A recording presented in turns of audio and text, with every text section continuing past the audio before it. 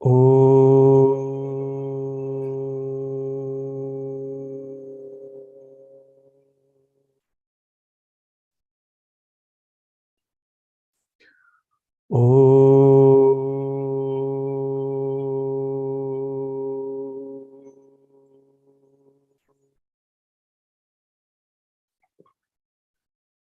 ॐ सहना भवतु सहनौ भुनक्तु सह वीर्यं करवावहै तेजस्विनावधीतमस्तु मा विद्विषावहै ॐ शान्ति शान्ति शान्तिः सदाशिवसमारम्भां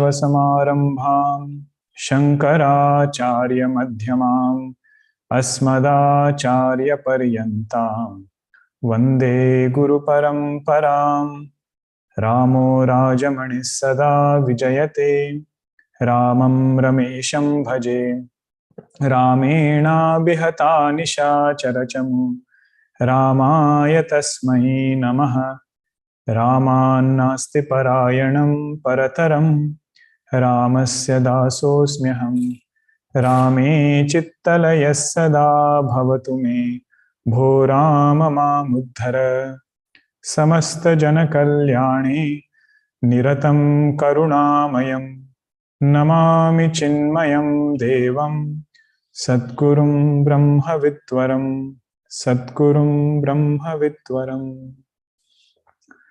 हरि ओम।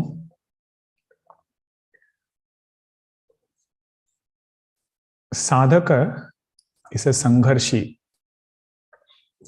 Sadhako nama sangharshi. If you translate in English, it means sadhaka is the one who is a fierce competitor.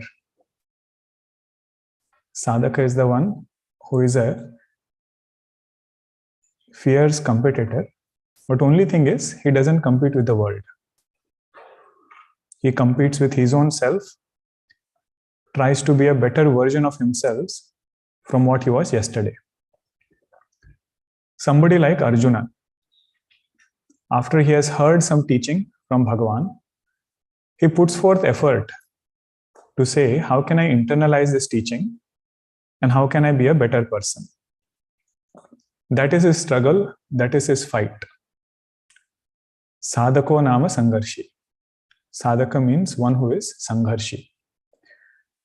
But while he starts putting forth this effort, he will meet one obstacle.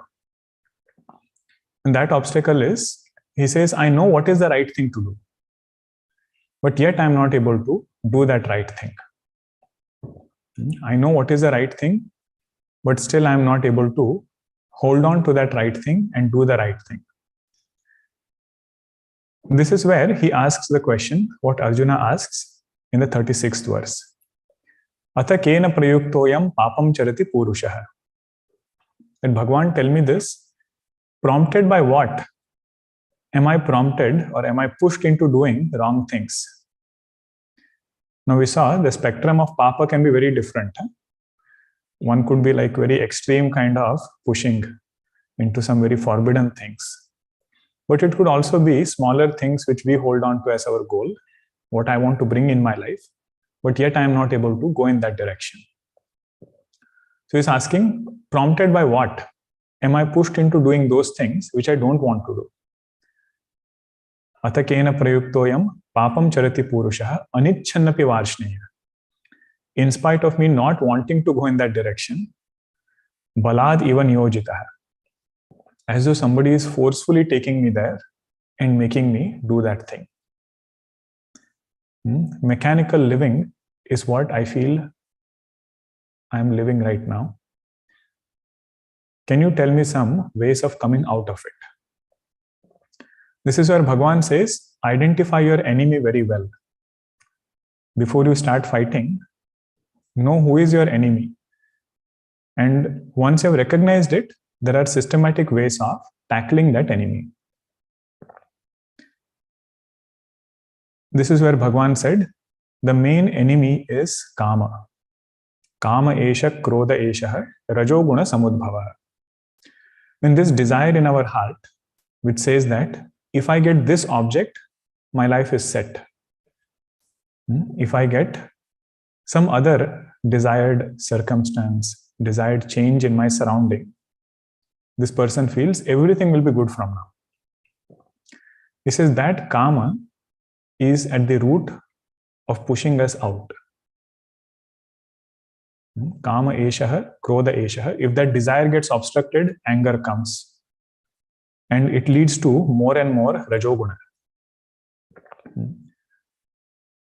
Sometimes when we discuss this verse, people feel it's very impractical. That's why we saw the other side also. Later, Bhagavan says, those desires which are dharmic. He says, those desires that are dharmic, one should fulfill those desires in the right way without, doing any kind of adharma. He says, that desire I only am. Dharma aviruddho bhuteshu kamosmi bharatarsham. This also he pointed out. But if somebody is a sadhaka, that person says, Bhagavan, no matter how many desires I have fulfilled, it never felt that it was enough.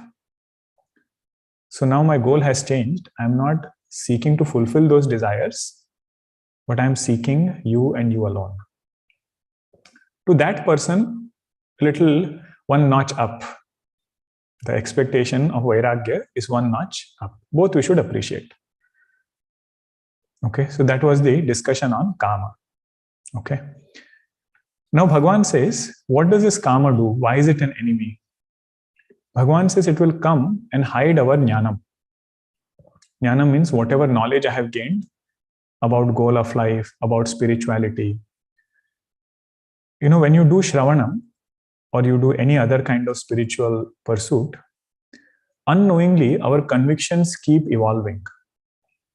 What is our taste, or what was our taste several years ago, and what has been our taste over the past few years, and what is our taste right now? If somebody has sincerely done shravanam, it has to evolve. Because so much hammering they do, right? Bhaja Govindam will hammer in one way, Atma Bodha will hammer in another way. And Bhagavad Gita, Bhagwan has sweet way of hammering. Bhagwan Krishna, right? So he doesn't do it very harshly. Here and there he will call Mudha, here and there he will call some other name. The point is, this person's inner conviction has to evolve. But what this kama does, it comes and hides that knowledge. It comes and covers that knowledge as though that knowledge is unavailable for that person. And we know that when knowledge is not available, it is as good as not being there.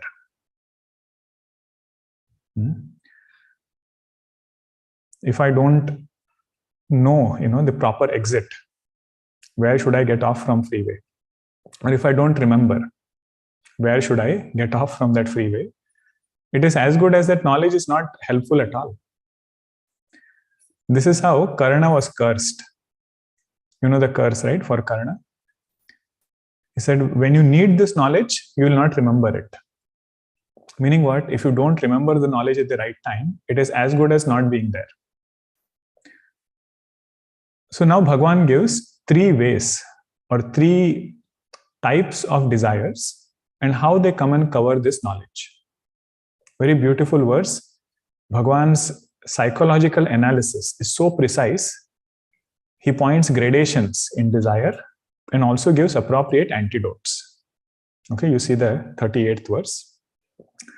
Dhume navriyate vahnihi, dhume navriyate vahnihi, yatha darsho malena cha, yatha darsho malena cha, yathol bena vruto garbha, yathol bena vruto garbha, tatha tene damavrutam, tatha tene damavrutam. Now 3 examples are given to show what? How desire covers knowledge. Don't miss that point. Don't get stuck only with the example. Example is to communicate a point, how desire covers knowledge. First example is of smoke covering the fire. First example is smoke covering the fire. Second example is dust covering the mirror.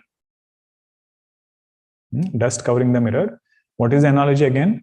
Desire covering knowledge. So smoke is representing desire. Fire is representing knowledge. Dust is representing desire. Mirror is representing knowledge. Second example. Third is, just like the womb covers the embryo. Just like the womb covers the embryo. That is a third example to show how ajnanam, or this desire, covers knowledge. Okay, now see the beauty of every example. The first one was smoke covering fire. Smoke covering fire means you still see that fire a little bit. You can see the fire, and slight breeze comes, that smoke goes away. You don't have to do too many things.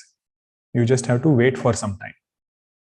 And if you just want to blow it also, that smoke will go away and you will see that fire back again. So Bhagavan says some of our desires are like that. They're very light. Suddenly you are driving somewhere. Some thought comes in the mind. Oh, I should not go here, I should go there. Although knowing that you should go to some place, suddenly you'll take a detour. Or feel like taking a detour and go somewhere else. Or you see some advertisement and suddenly feel like buying something. Now that's not some deep-rooted desire. It's non-binding desire. If I have to save myself from it, what is the antidote? Just let that storm pass. Don't act upon it. Just wait for some time. That desire will go away. In fact, that is the first way of catching the desire. Before it becomes like a storm, if I can just catch it in the very beginning and allow it to go, not act upon it, Bhagavan says that is the first type of desire. It will cover that jnanam. That smoke will still cover that fire, but it is easy to remove that. Now we should also ask the question, why did that smoke come in the first place? When a smoke comes, right? If the firewood is wet, in Homam when they do, they ask this question, Panditji sometimes. Oh, that firewood, you didn't try it? So why? Because I see a lot of smoke. Meaning what? For this sadhaka, vairagya was not ripened. Jnanam came, Vedanta came, but vairagya was not fully ripened. So in between, smoke keeps coming. And that smoke covers that jnanam. But these are non-binding desires. I'm not going into specific examples because all of us will have different desires which fall in these three categories. We cannot say only one desire will be common for everybody. We should sit down and think for ourselves. Where does this mind go impulsively? And suddenly it gets one thought and goes here, goes there. And you wonder, I never had this taste before. How come suddenly it is coming? So these are all the things we pick up on the way, right? The tumbleweed. So this is the first type. Second one is dust covering the mirror. Dust covering the mirror. Now when the dust covers the mirror, that mirror is as though not useful. You can't see your face in that mirror. So mirror example shows little bit more deeper desires. They come and cover this jnanam in such a way that that jnanam is as though not useful. And that dust will not go away with time. Unlike that smoke, which just went away with time. If I keep waiting that one day this mirror will become clean, even if I try to blow it, do whatever I want, that mirror is not going to get cleaned. So what do we do to clean a mirror? Put water, spray that, what is it, Colin, spray it, and then take a newspaper. And this portion, Gurudev would dramatize it so much. You have to do one circle clockwise and then anti-clockwise and up and down and everything. And then finally, you will get that clean mirror. That spraying that, cleaning liquid, cleansing with newspaper, all of that is the sadhanas that we do. Puja, japa, all other devotional practices, everything is spraying that water on the mirror. And it has to be done for a long time. Means it won't suddenly show effect. You have to do some clockwise, some anti-clockwise, some up, some down. And finally, what we are left with is pure mind. Shri Guru Charana Saroja Raja Nijamanu Mukura Sudhari. So Goswamiji says, why use other, cleaning detergents and all? Just take the dust of the feet of the Guru. Shri Guru Charana Saroja Raja. With that, he is making a paste and he says, I want to clean this mirror of my mind. Nijamana Mukura. That is the second type of desire.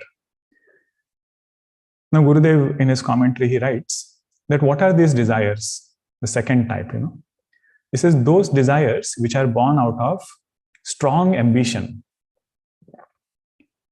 If I have a lot of preferences somewhere and that creates a desire, it is more deeper than the first one. It is not just I saw an advertisement and suddenly this thought came. It is more deep rooted. It needs special sadhana. It will take some time. It will not go away by itself. Okay, that is the second one. And wherever this mind is getting repetitive thoughts, that will fall under this category. Either about some object, wherever this mind continuously thinks about that object, so that is this dust on the mirror, that type of desire. So it has to be treated in a very specific way through sadhana. Okay, this is the second one. Third one was embryo getting covered by the womb. That example is to show that there are few more even deeper desires which are most likely tamasic.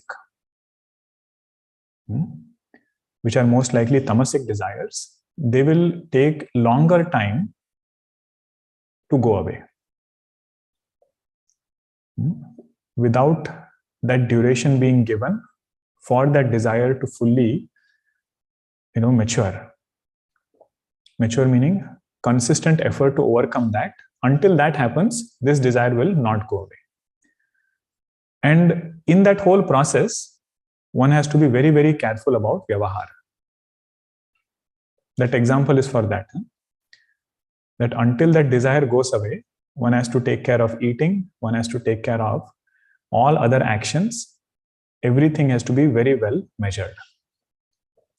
Then in due course of time, these deep-rooted desires, they will start showing less control over that sadhaka. Otherwise, there is a spectrum, right, that every sadhaka has to go through. Some desires are very deep-rooted. That is the third example. Okay. Yathol bena vruto garbha tatha tena idam avrutam. Tena means kamena. By that desire, this jnanam is covered. Now what happens when this jnanam is covered? Bhagavan says, Arjuna, first recognize the nature of your enemy. Before you start fighting a battle, recognize the nature of your enemy, which is kama. So next 39th verse, Bhagavan again reiterates this point. Avrutam jnanametena, avrutam jnanametena, jnanino nitya vairina, jnanino nitya vairina, kamarupena kaunteya, kamarupena kaunteya, dushpurena nalena cha, dushpurena nalena cha.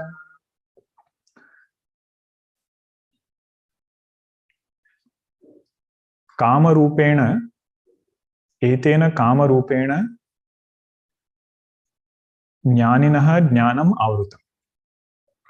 By this kama, which is in the form of, which takes different forms. By this kama, jnani's knowledge is covered. And this kama becomes an enemy only to jnanis. Why? Because jnanam is there only in jnani. Right? In ajnani, there is nothing for this kama to do. Means it can do less damage there. And ajnani always feels this kama is my friend. It takes a long time for a sadhaka to recognize that kama is an enemy. So he says, this kama will be recognized as an enemy only in jnanis. Why is it an enemy? Bhagavan says, dushpurena analena cha. Dushpurena means that which is fulfilled with lot of dukkham. That's how Bhagavan Shankaracharya translates. He says, dukkhena puranam asya iti dushpuraha. Dukkhena puranam means you put so much of effort to get that object of desire. And when you finally get it, you feel the grass is greener somewhere else. That is dukkhena puranam. Either it is some phone, you wait for so long and finally get one model. By the time you get it, something else has come. Or somebody else comes and tells you, oh, why did you get this one? The battery is not good. Or car for that matter. You spend so much of research and everything, and finally you get one. And by the time you get, some new model has come. Something else, feels more attractive. Bhagavan says, recognize this. He says, this is one of the reasons why kama is our enemy. Means our idea of kama is, if I fulfill it, I'll be content. But if I observe closely, whenever I have fulfilled it, it has left me more discontent. So Bhagavan says that is the first reason why it is dushpura. Why it is our enemy. Because it is fulfilled with lot of effort. No guarantee after doing everything that it has left me or it will leave me content. And second is analena cha. Analena means na alam vidyate. This desire will never say, now it is enough. That, I have had sufficient now nothing more I want. Although when it comes, right, that desire, it will come with this request only. Oh, this is the last desire. After I accomplish this, there is nothing more I want to ask. Bhagavan says, I've heard this several times. Every time it got fulfilled, something else we wanted. In Kannada, there is one bhajan, Yashtadaro or Yantadaro chinte bidudu. Means no matter how much we get, this chinta doesn't go away.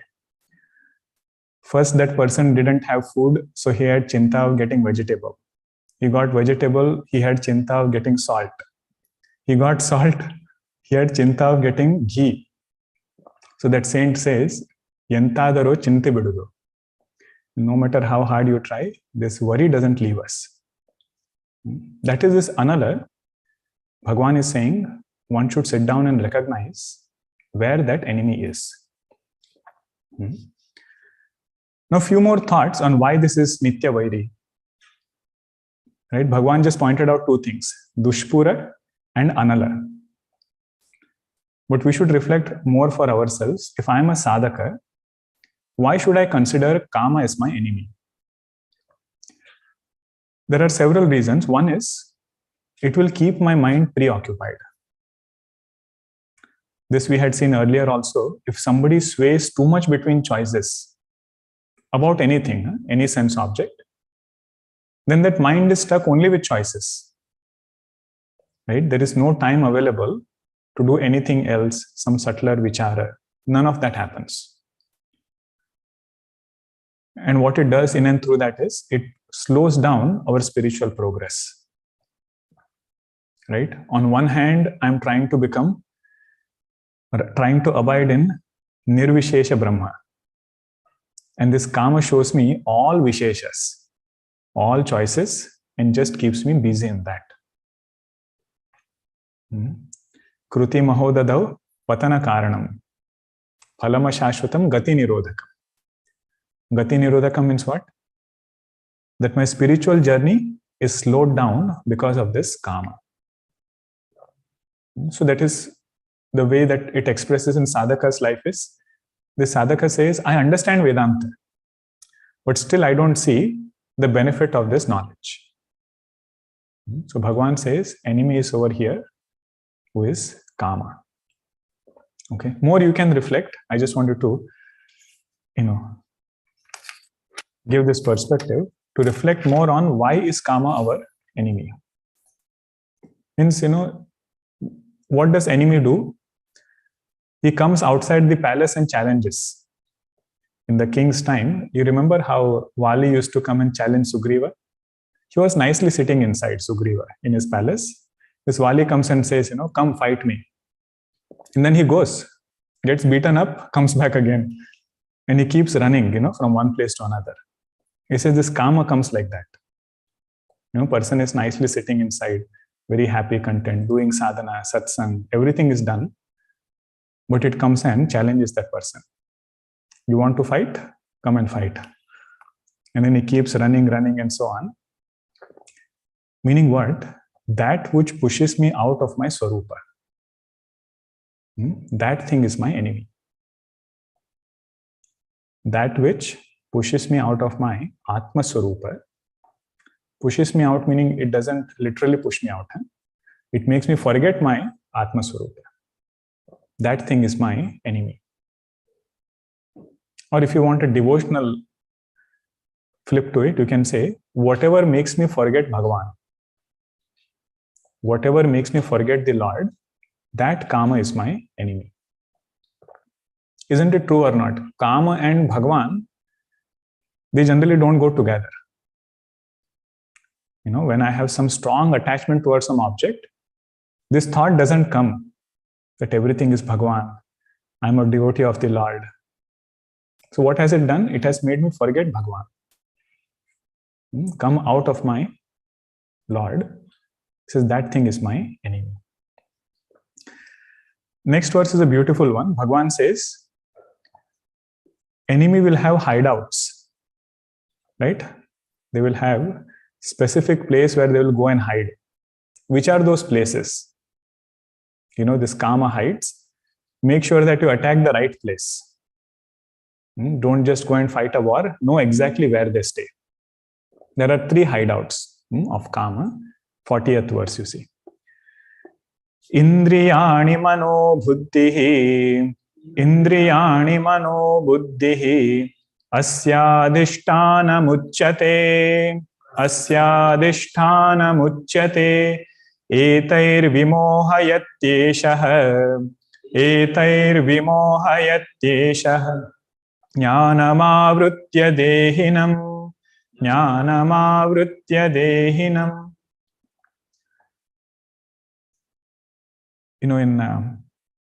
I had read in some places that wherever there are these smugglers, right?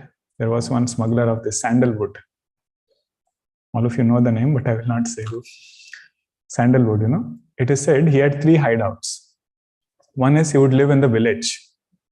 In general, he would live in the village. But the moment he used to know that this police has come, he would go to his second hideout, which was a little bit deeper forest. He had a house there also. And the moment he knew that the forest people are after him, he would go even in a thicker jungle where even light does not come. And Gurudev would dramatize this, Finally, the police would go and find him. He would be inside the bed, hiding under the bed with his boots sticking out. And he would go and catch him. But you should know the right place, where he is. And, the type of creativity that they have. I had read in one place, they used to put springs in their boot. And so when they run, they can take a leap which is like huge. You'll ask, where did I get all this knowledge from? I only read newspaper. But the point is, just like that smuggler had different hideouts, he says this karma, which is enemy, has 3 hideouts. The first one is indriyas. Indriya means sense object, sense organs. So first place where kama hides or it takes support and lives, that is Indriya. Indriyani manobuddhihi asya adhishtanam uchyate. Adhishtanam means ashrayam. Taking support of Indriyas, this kama thrives. Means in Vyavahara, every Indriya has got some or the other attachment. Eyes will want something, smell, nose will want something, ears will want to hear something. It can even be praise. That is also one sense object. That if praise comes, this ear says, oh, continue, continue. Eyes might be here, but ears have already reached somewhere else. So that Indriya, this kama lives in that Indriya first. How does it live? It lives as strong preferences, immediate preferences. Now, if you come to catch it here, it runs to inner chamber. Second hideout of kama is mind. Indriyani manaha. After sense organ, it lives in mind. It is more interior, more difficult to find it there. How does kama live in mind? It lives as raga dvesha. At mind level, it lives as likes and dislikes, which it has accrued over a period of time. Sense organ one is very immediate. It shows in our transactions, food choices, music choice, eyesight, and so on. But deeper than that is a raga dvesha, which is at mind level. And this same kama wears different hats. It stays there as krodha also. It stays there as lobha also, matsarya, ahankara. We saw in the last class, right, how one kama can lead to so many different emotions. But those emotions don't live in sense organ. Right? They express in sense organ, but it actually lives in mind. Second hideout. Third hideout is even more interior. That is in buddhi. It lives in buddhi. How does it live in buddhi? It lives as rasa buddhi. Rasa varjam rasopyasya. You saw in second chapter, right? Rasa means taste. Very subtle it is. We don't recognize it very often. So in buddhi, it lives as taste. And it's very difficult to remove this taste. You know why Bhagwan is giving these three things, right? He says, if you don't find your enemy in the exterior hideout, don't start celebrating, thinking that this enemy is gone. He is very well safe in the second place, in the mind as raga dvesha. Now, if somebody does some sadhana and let us say reduces raga dvesha, he says, still don't start celebrating. Why? Because he is in the third one, in buddhi as rasa, taste, very interior. So these three places, kama takes support and hides. Okay. Now there are specific antidotes to treat kama at different levels. So that Bhagwan mentions in the next verse, 41st verse.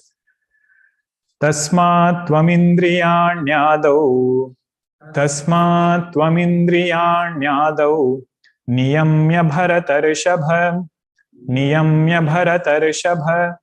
papmanam prajahihyenam jnana vijnana nashanam.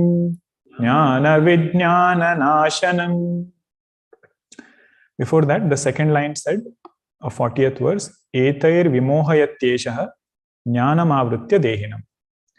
Which Bhagwan said, these three places is where kama hides, and staying there, it hides jnanam. Means taking support in that hideout, it will shoot arrows, kama, and it will cover this knowledge. In different forms, it will appear. Okay, jnanam avritya dehinam. Of this jiva, it will cover jnanam. One important thing to note here is, Bhagwan is telling Arjuna, your enemy is not Vishaya. Your enemy is Kama. Means Vishaya by itself is not good or bad. Right? What that Vishaya does is it just brings a thought in the mind. And if I have importance given to that object, then that thought will become desire. Otherwise, so many things are there. Everybody doesn't feel Kama towards that thing. Right? One electronic item, if it is there. Now, whoever has that vritti, whoever has that thought, importance given to that object, that person will look at it as something desirable. If somebody has no interest for that object, let it be there. So Arjuna, Bhagavan is pointing out, make sure that you recognize your enemy correctly. Who is this? Kama. Now, having recognized him, having known where this Kama stays, how do you fight the battle? Where do you start? Bhagavan says, don't start in the most interior hideout. It's not possible that way. To go to buddhi and correct rasa buddhi directly, to change taste right in the beginning, it's not easy. So where should I start? Bhagavan says, Tasmat Tvamindriyanyada. Arjuna, start from Indriyas, the external hideout. From there I should start. Niyamya Bharatarshava means let Vyavahara be very, very moderate. Let Vyavahara be very, very alert. In and through all transactions, making sure that our Bhava Shuddhi is maintained. Bhava Shuddhi means what? Purity of heart. Keeping that in mind, maintaining that Bhava Shuddhi, all transactions should go on. Okay.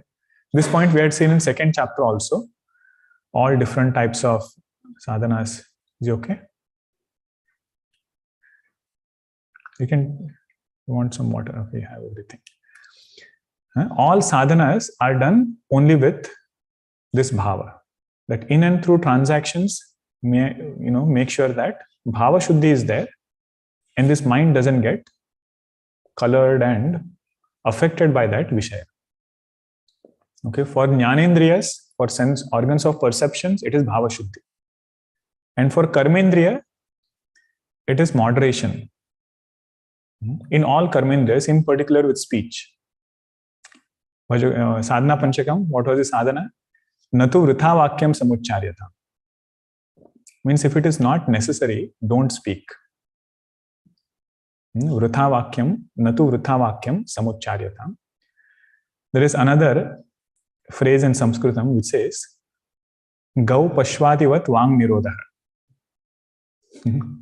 It is humorous if I translate it. Gau pashvadivat vang nirodha. It is said for a seeker of Vedanta, seeker of moksha, they should speak only as much as the cow speaks to the calf.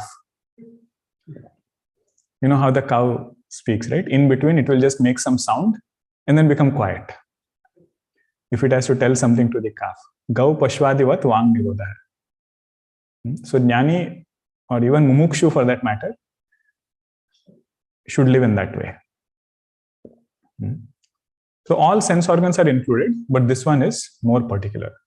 Means if I have to fight kama, I have to control or at least regulate my vyavahara.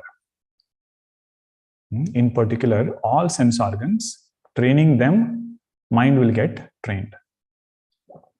You remember in Vedanta Sara, I was sharing one anecdote from Puja Guruji. When Guruji would teach Vedanta course, he would tell all the students, when you sit in Gurudev's class, behind you there are Himalayas. Even if that Himalaya falls down, you don't turn around. Because he's so particular that if he is teaching in the class, you have no other thing to pay attention to. Now what is that? That is Indriya Sanyama. Right? Sense organs are getting controlled. So wherever this mind wants to go, or ears want to go, eyes want to go, so that thing, it is getting trained. That kama is getting conquered through that. Taponji Maharaj, all of you must have heard, right? Cat comes. He says, everybody looks at that cat. He says, 3 days, no classes. Because what is important? Vedanta or the cat? Right? So all of that is this, Indriya Sanyama, where this person has trained his personality. And the result of that, they will see in the calmness of mind. All of that is tying back to that only. So first way to overcome this kama, Bhagavan says, is by Indriya Sanyama, means Vyavahara Sanyama. We had seen in second chapter, Indriya Sanyama doesn't only mean eating one laddu less or drinking tea only once. I used to drink thrice, now I have started drinking only once. We are not talking about small sanyamas like that. In general, whatever Vyavahara I am doing, that should be regulated. That should be very well controlled. Okay? Now, Bhagavan doesn't mention how to fight kama at mind level and buddhi level. Buddhi level he mentions, but not as much for mind level. But we can take reflection from other texts. Second hideout was the mind of this desire, right? So it is said, at mind level, I should fight this kama through pratipaksha bhavana. Pratipaksha bhavana means what? Seeing the other side of things. Any desire that comes, what it does is, it shows us only one side. Whichever good side, we have seen, that side is only shown, no limitations are shown. So this sadhaka puts forth effort to see the other side also. So in Bhaja Govindam, this is the method, right? Bhagavan Shankaracharya uses. He says, if you had kama towards dhanam, towards wealth, Bhagavan says, I will show you the other side of it. Putradapi dhana bhajam bhiti. If somebody has taken wealth only as the main goal of life, he says at some point we'll realize that you have to leave everything behind, and there is so much of chaos with it. Even within the family, putradapi dhana bhajam bhiti. So many people are after it. In Bhagavatam, our Avadhuta, he gives example of a bird carrying a piece of meat in its beak.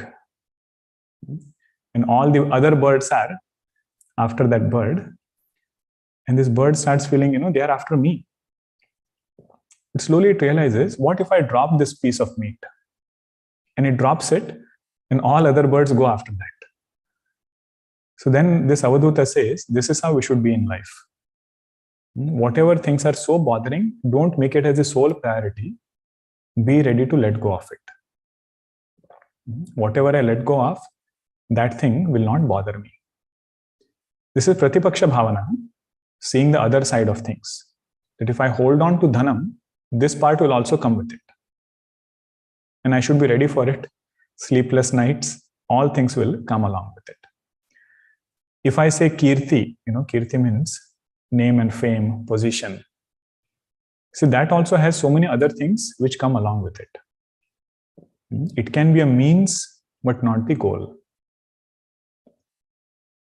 So desire, if I have to address at mind level, I have to do it through pratipaksha bhavana.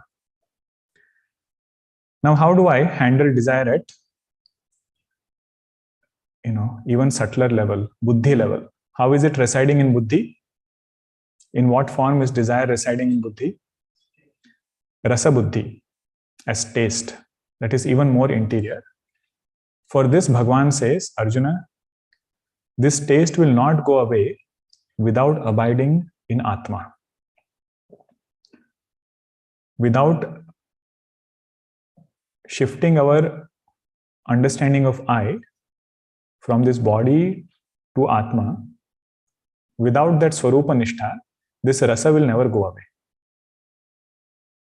So do everything, fight this kama, but the final battle will be won only when you attain swarupa nishtha. That is what is said in 42nd verse. Indriyani paranyahuhu, Indriyani paranyahuhu, Indriyebhyah param manaha, Indriyebhyah param manah manasastu para buddhihi manasastu para buddhihi yo buddhev paratastu saha yo buddhev paratastu saha. Arjuna, compared to Vishayas, these sense organs are subtler and they are greater. Why are Indriyas greater? Because object by itself cannot bind me. Why same object doesn't bind everybody, right? But if sense organs have some kind of attachment towards that object, then it will bind. So compared to Vishayas, sense organs are greater. Indriyani parani ahuhu, indriyebhyah param manah. Mind is even more subtler. It pervades the sense organs also. It is more closer, right? Mind is more closer. And wherever sense organs are there, mind has to be there. Indriyebhyah param manah. Manasastu para buddhihi.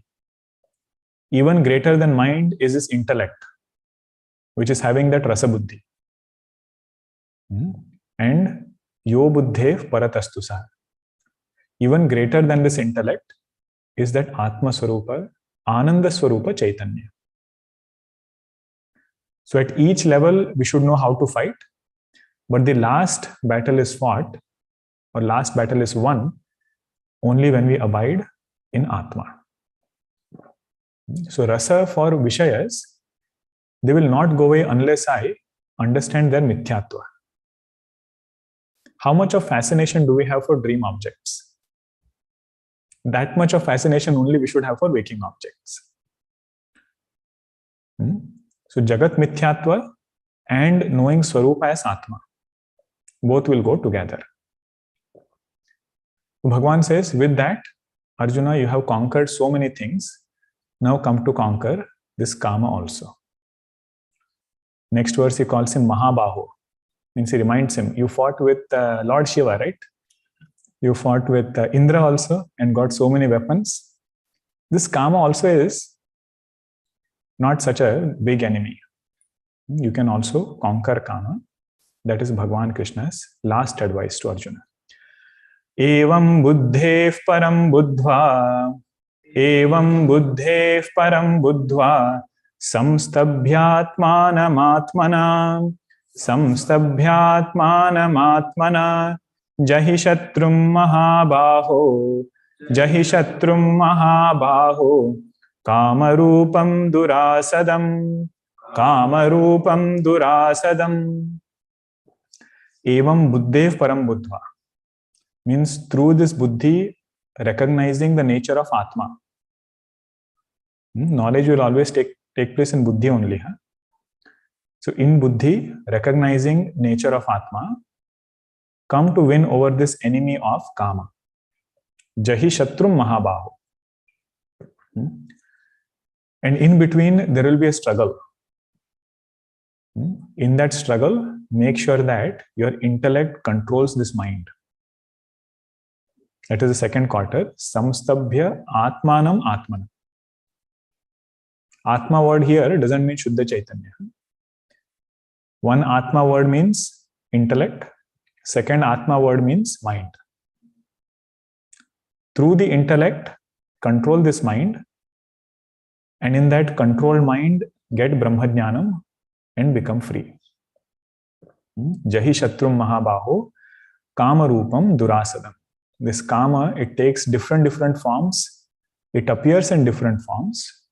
Make sure that you recognize it and win over it. Okay, with this we complete third chapter. Let us just chant the last line. Iti Shrimat Mahabharate Shatasahasryam Samhitayam Vaiyasikyam Bhishma Parvani Shrimad Bhagavad Geetasu Upanishatsu Brahma Vidyayam Yoga Shastre Shri Krishna Arjuna Samvade Karma Yogo Nama Trutiyodhyayah. If you ever have a doubt, what is this karma? If we ever have a doubt, how can I live my life without getting stressed, without getting caught up? We should read third chapter again. Different pointers Bhagavan gives about karma. Why one should not drop karma. How one cannot drop karma, it's not even a choice. But at the same time, if we offer it to Bhagwan, that karma will not bind us. Bhagwan says this is the secret of prosperity, material prosperity, and spiritual unfoldment also. And then Bhagwan took the topic of Loka Sangraha. He said, Arjuna, only Jnani is exempt of injunctions from karma. But even that Jnani will do karma out of this desire of Loka Sangraha, non-binding desire. Or you can say, because of his previous conditioning, previous samskara, it will just happen automatically. That part also Bhagwan said. And after that, he spoke about the art of handling this mind. He said that Swabhava takes time to change, give it sufficient time to change. And the last part was Q&A, where Bhagwan answered several things about desire management. So different aspects. Again, we should keep reflecting over it, and then some new things will open up. So we'll take a break for summer, and then we'll meet in September back again. Hope all of you get a chance to revise it and again go back to all these slides. We didn't have slides for this, all the points, whatever we discussed. Okay. My sincere thanks to our AV Sevaks for this session. Srini ji and Shankar ji, both of them did a wonderful job. And also we had so many chicks sing bhajans right before the satsang. And our Shriya, she helped coordinate all the singers, line them up. So really appreciate all that effort. Hope they continue even after we start meeting in person. So that's what I'm looking forward to. Our Hastamalaka Stotram sessions that we did, they have been uploaded on YouTube. So whoever wants to go back and listen, appreciate the effort of all our sevaks, Sridhar ji or Geeta ji, and all of them record it, very sincerely, and they listen to it again, come up with all the captions. Sridhar ji was sharing with me that he spent a lot of time just going over all the discourses and writing down the points. It's very helpful just to know that what did we discuss in that session. So hope all of you get a chance to look at that also.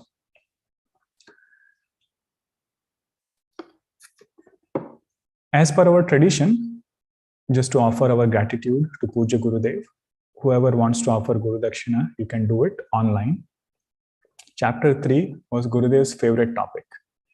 Whatever points we know, all of it comes from there. The enthusiasm and clarity with which he would explain that was unmatched. So everything that we do is just to express our gratitude to Puja Gurudev. So anybody who wants, they can do it. Now I would like to take some time to speak about Puja Swami Swarupanandaji's visit in July and the camp that we are going to have in Krishnalaya. Okay, so I request our Srini ji and Shankar ji, if you can share this slide. So this is our Bhagavad Gita Marathon camp from July 1st to July 15th in PRC. Many of you have been to PRC, but I know there are some who might be totally new. You have not heard of PRC, not heard of Krishnalaya. So I'll just speak a little bit about this. It is said, Tirthi Kurvanti Tirthani. Means whenever a great Mahatma stays in a place, that place becomes a pilgrimage spot.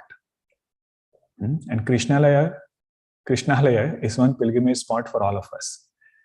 The only place where Puja Gurudev stayed for so long in the US, he would conduct long camps, retreats, and entire Bhagavad Gita discourse that you see in the recorded form was done in Krishnalaya.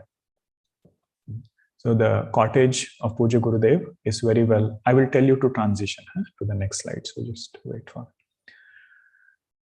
So all the cottage of Puja Gurudev, everything is maintained in the same way, and you can feel the vibe when you go there and just meditate in Puja Gurudev's kutia, very calm, peaceful.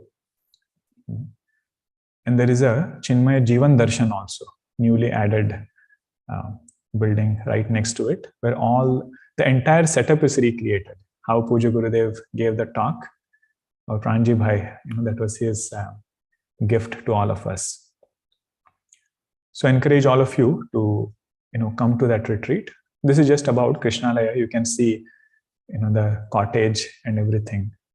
It's a very different ambience out there. Next slide. We also have the Eel Ganga river. Puja Gurudev said this is Uttar Kashi of the West. So he brought Gangaji from there and he, invoked Gangaji in this river. Those of you who have gone there, you can just sit by the side and contemplate. It's a long stretch. You can walk also. Those who have lived there have explored many parts, where all you can go. And it's very nice just to be on the side of that river. And we have several camps. Puja Guruji used to conduct camps during the summer time. CMSJ conducts Thanksgiving camp. Youth camp is coming up now. And several other camps you have done there. So it's very, well streamlined, the process. And Puja Swami Ishwaranandji has been guiding all of us now with Krishnalaya project. So you'll find many new things when you go there. Many new elements being added into the facility which is there. Next slide. Krishna Alaya, which is the Sandhi, which is the Samasa Vigraha there. Krishna se Alaya, it is Samasa. It is the abode of Bhagwan Krishna. We have a beautiful Vigraha, 3 Vigrahas actually, one in Shruti Mandir, one outside, and one in our Mandir. So whenever we go there, we have satsang, next to the Vigraha. Outside also we'll have satsangs. Beautiful mandir is there. Okay, this is from our December retreat when we were there. We had informal satsangs in the temple. Next slide. So this year is a very unique opportunity. Puja Swamiji is conducting the only in-person retreat in Krishnalaya. We won't have any other retreats by Swamiji, like longer retreats. We'll have yajnas, but not in-person retreats. And it will be on the first 6 chapters of Bhagavad Gita. So if you are looking for an immersive study in a very calm place, and you are unable to go to any place in India, so this is the best opportunity. So very much encourage. I know you will have so many constraints. I remember in our first meeting, Puja Swami Ishwaranandji said, what are the things that might be difficult, for people to make a commitment? Either it might be leave or it might be the duration. So many things are there. But when you just look at what we are going to get, everything can have a solution. In particular, you have an option of coming for 1 week also. If you can come for 2 weeks, ideal. If not, at least for 1 week. Okay. Next slide. This needs slight correction. Payment has already started. Registration is open and the payment link has already been sent out and the spots are getting filled up fast. Okay, right, Nishchay? Spots are getting filled up fast. So please sign up and, we have limited capacity for logistic purposes and just to make sure that we keep the event safe also.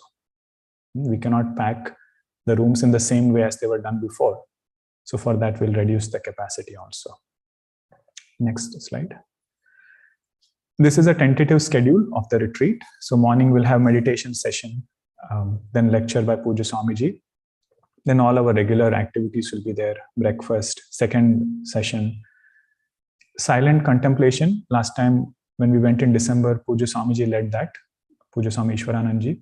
And it was one was in Gurudev's Kutia and another was in Shruti Mandir.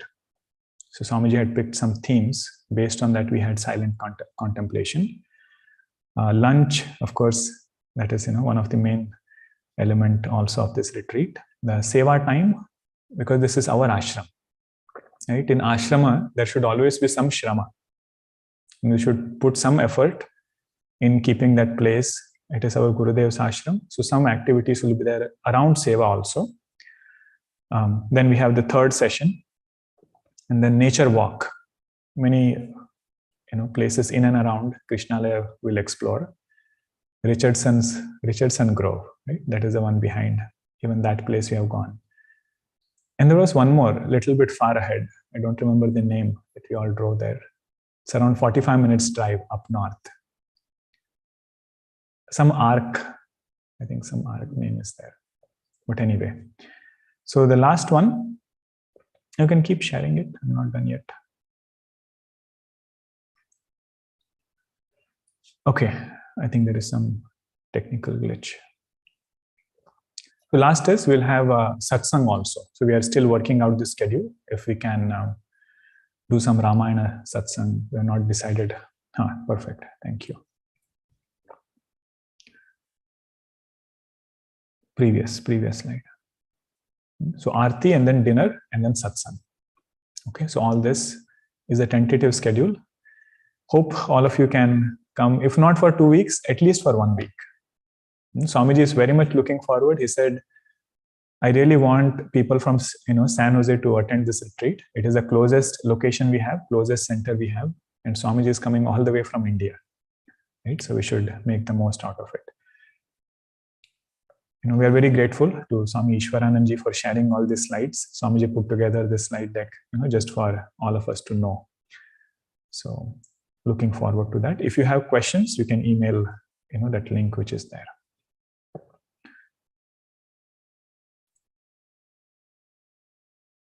Okay. We'll conclude, and then if there are 1 or 2 questions, we can take. Om Purnamada Purnamidam Purnat Purnamudachyate Purnasya Purnamadaya Purnameva Vashishyate. Om Shanti Shanti Shanti. Hari Om Shri Gurubhyo Namaha. Hari Om.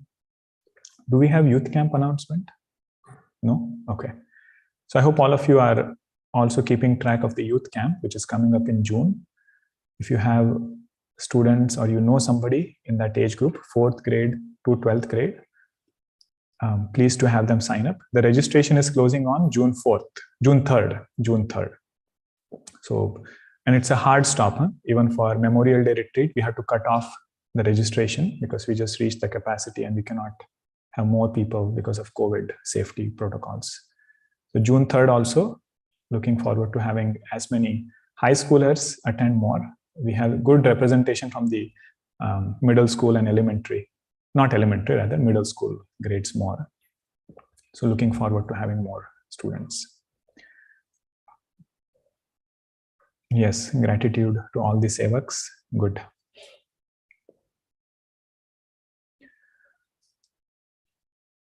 Living in this world, we are expected to be a certain way, have certain check boxes. We may not want, but there is a push from the world. How does one go about it? Sometimes this push is also good